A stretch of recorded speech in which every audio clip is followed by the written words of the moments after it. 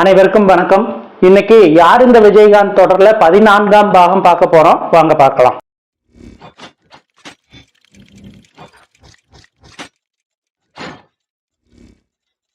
இந்த தொடரை எழுதணும் பேசணும்னு ஆரம்பிச்ச காலத்திலேயே நான் யோசிச்சது விஜயகாந்தோட தொழில் ரீதியான தொடர்புல இருந்த அனைவரை பற்றியும் எழுதணும் அப்படின்னு சொல்லிட்டு. ஆனா போகுலா இதுவரையிலும் நான் எழுதினது பேசினது எல்லாமே பார்த்தீங்கன்னா அவரோட தொடர்புல இருந்த ஆண் நண்பர்களை பத்தி மட்டுமே. ஸோ அவர் கூட பெண்கள் யாருமே அந்த அளவுக்கு க்ளோஸா இல்லையா, அவங்கள பத்தி நாம எதுவும் எழுதணுமே அப்படின்னு சொல்லி தேடிட்டு இருந்தப்பதான் பல பெண்கள் பத்தி நம்ம படிக்க வேண்டி வந்துச்சு. அப்படி நான் பார்த்த வகையில அவர் கூட நடித்த நிறைய படங்கள் நடித்த ராதிகா, நளினி அவங்கள பத்தி எழுதலாம் அப்படின்னு யோசிச்சுட்டு இருந்தேன். ஆனா அதற்கெல்லாம் முன்னாடி இன்னொருவரை பற்றி நம்ம பேசி ஆகணும், எழுதி ஆகணும்னு தோணுச்சு. ஏன்னா விஜயகாந்த் அவர்கள் இறந்த அன்னைக்கு அவங்களோ அவரோட வீட்டுக்காரரோ சேர்ந்து போட்ட ஒரு வீடியோ நிறைய வைரல் ஆயிருக்கு. ஸோ அப்படி நாம இன்னைக்கு பார்க்க போறது பார்த்தீங்கன்னா விஜயகாந்த் அவர்கள் திரைப்படங்கள்ல நடிச்சிட்டு இருந்தப்ப அவர் ஆட வச்சு அதன் மூலமா அவர் ஆட்டி வைத்த ஒரு நடன இயக்குனரை பத்தி தான். ஸோ ஏன் இப்படி சொல்றேன் அப்படின்னு பாத்தீங்கன்னா விஜயகாந்துக்கு சினிமாவில் நடிக்கிறப்ப ரொம்ப பிடிச்ச காட்சிகள்னு பாத்தீங்கன்னா சண்டை காட்சிகள் தான். ஏன்னா அவர் பேசிக்கலாவே ரொம்ப முரட்ட சுபாவம் உடையவர், எல்லாத்தையும் காப்பாற்றணும் அப்படிங்கிற நேச்சர் அவருக்கு இயல்பாவே இருக்கும். ஸோ அந்த மாதிரி இருக்கிறப்ப அவர் சண்டை காட்சிகள்ல நடிக்கிறப்ப மட்டும் ரொம்ப எந்தூசியாஸ்டிக்கா நடிச்சு அந்த சண்டை காட்சிகள் அவரே எடிட் பண்ணி அது என்னோட ஷோஸ் எல்லாத்தையுமே போட்டு பார்த்து அந்த பிரிண்ட் எல்லாம் எப்படி இருக்குதுங்கிற பார்த்துட்டு தான் வீட்டுக்கே தூங்க போவாராம்.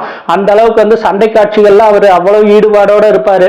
ஆனா அதே விஜயகாந்த் இன்னொரு காட்சியில ஒரு படத்துல நடிக்கிறப்போ ரொம்ப பயந்து ஓடுவார். அது என்னன்னு பாத்தீங்கன்னா நடன காட்சி தான். ஒரு பாடலுக்கு நடனம் ஆடுறதுங்கிறது அவருக்கு ரொம்ப ரொம்ப கூச்சமான ஒரு விஷயம். ஒரு நடிகையை கட்டி பிடிச்சி நடனம் ஆடுறது, அந்த நடன மூவ்மெண்ட்ஸ் எதுவுமே அவருக்கு இயல்பாவே வராது. ஆனா அப்படிப்பட்டவரையும் ஆட வைத்த ஒரு நடன கலைஞர் அவர்களை பத்தி தான் இங்க நாம பார்க்க போறோம்.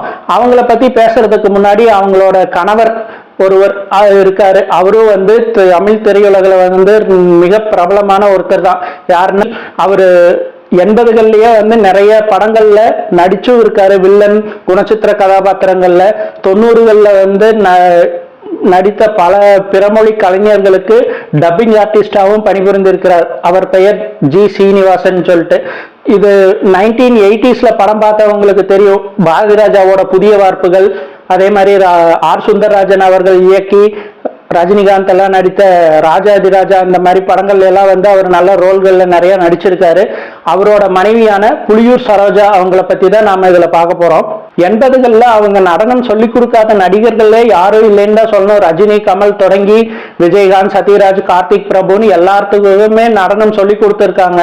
அதுல கமல், கார்த்திக், பிரபு எல்லாம் ஓரளவுக்கு நடனம் ஆட தெரிந்தவர்கள். ஆனா ரஜினிகாந்தோ, விஜயகாந்தோ, சத்யராஜோ அவ்வளோ இயல்பா நடனம் ஆட தெரியாதவர்கள். ஆனா அவங்களுக்கு ஏற்ற மாதிரியும் ஸ்டெப்ஸ் போட்டு அவங்களையும் அவங்களோட டான்ஸையும் மக்களை ரசிக்க வச்சதுல இவங்களுக்கு ஒரு முக்கிய பங்கு இருக்கு. அப்படிப்பட்ட இவங்களை விஜயகாந்த் மிகவும் உரிமையோட பாசத்தோட அக்கான்னு தான் கூப்பிட்டுருக்காரு.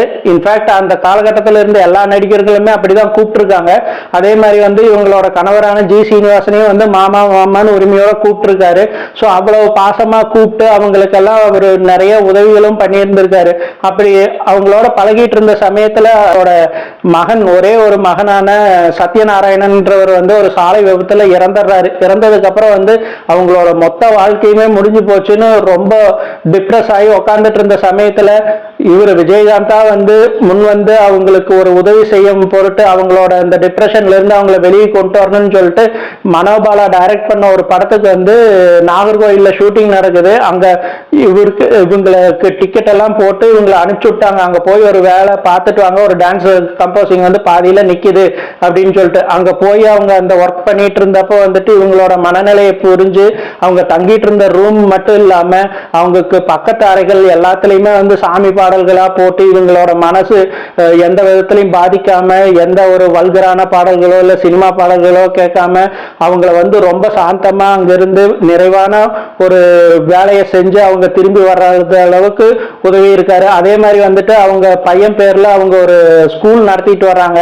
அந்த பள்ளிக்கூடத்துக்கும் வருஷம் வருஷம் 1 லட்சம் ரூபாய் நன்கொடையும் கொடுத்துட்டு இருக்காரு. இங்க படிக்கிற பசங்களோட கல்விக்காக நான் இதை பண்றேன், உங்க மகனா இவங்க எல்லாம் வெளியே வந்து உங்க பேரை காப்பாத்துவாங்க, ஒரு மகன் போயிட்டான்னு நினைக்காதீங்க, என்ன மாதிரி இந்த பள்ளிக்கூடத்துல படிக்கிற மாதிரி 1000 மகன்கள் உங்களுக்கு இருக்காங்க அப்படின்னு சொல்லி அவர் இருந்த வரையிலுமே அவங்களுக்கு உதவி இருக்காரு.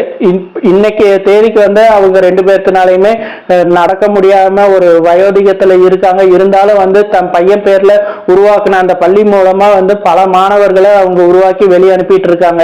ஸோ இப்படி அவங்களுக்கு முன்ன பின்ன அறிமுகம் இல்லாம அந்த தொழில் மூலமாவே அறிமுகமாகி இன்னொரு மகனாகி போன விஜயகாந்த் வந்து வைகுண்ட ஏகாதசி டைம்ல அவர் இறந்ததுனால சொர்க்கத்துக்கு தான் போவாங்க, அவங்களோட வாழ்க்கை வந்து நிறைவா இருந்திருக்கு, அவர் நல்லா இருப்பாரு மேல போயும் அப்படின்னு சொல்லி அந்த அம்மா சொல்றாங்க. அதே மாதிரி வந்து அவர் என்ன சொல்றாருன்னா வந்துட்டு நல்லவங்க வந்து ரொம்ப நாள் கடவுள் வந்து இந்த உலகத்துல விடுறதில்ல, இங்க அவர் செஞ்ச நன்மை போதுன்னு சொல்லிட்டு தனக்கு பக்கத்திலேயே அவ்வளவு நல்ல மனதுக்காரர் இருக்கணும்னு சொல்லிதான் கூட்டிட்டு போயிட்டாரு. அந்த தம்பி இன்னைக்கு இறந்துட்டாருங்கிறத வந்து எங்க 2 பேர்த்தினாலே நம்பவே முடியல. இன்ஃபேக்ட் என் மனைவிக்கு வந்து ஹார்ட் ஆப்ரேஷன் எல்லாம் பண்ணியிருக்கு, எந்த அதிர்ச்சிகரமான தகவலும் அவங்க கிட்ட சொல்லக்கூடாதுன்னு டாக்டர் சொல்லியிருக்காங்க. இருந்தாலும் இந்த தகவலை வந்து அவங்க கிட்ட பகிர முடியாம என்னால இருக்க முடியல அப்படின்னு சொல்லி அவங்க 2 பேருமே உருகி பேசுனது நம்மளையே வந்து உருக வச்சிருது. அந்த அளவுக்கு வந்து ஒரு சாதாரண கூட பணிபுரிந்த ஒரு தொழில்நுட்ப கலைஞரோட குடும்பத்துக்கும் வந்து அவ்வளவு தூரம் உதவி இருக்காரு. யாருக்காக உழைச்சு ஓடி ஓடி உழைச்சு சம்பாதிச்சாங்களோ அந்த சொத்து எல்லாத்தையுமே வந்து இன்னைக்கு அந்த பையனே போயிட்டான், இதுக்கு மேல இதை ஆள்றதுக்கு யார் இருக்காங்கன்னு சொல்லிட்டு தங்களோட காலத்துக்கு பின்னாடி வந்து இதைய வந்து பொதுமக்கள் பயன்படுற வகையில தானமா கொடுத்துடலான்னு சொல்லி முடிவு பண்ணி அவங்க தானம் கொடுத்து வச்சிருக்காங்க அவங்களோட சொத்துக்களை. பெற்ற மகனும் போய் தன்னை பெற்ற தாய் தந்தையரா பாவிச்சு தங்களுக்கு உதவின விஜயகாந்த் போய் நிராதரவா தான் அந்த பெரியோர்கள் இன்னைக்கு இருந்துட்டு இருக்காங்க. அவங்களுக்கு ஆறுதல் சொல்றதை தவிர நாம வேற என்ன பண்ண முடியும் இந்த நேரத்துல. நன்றி.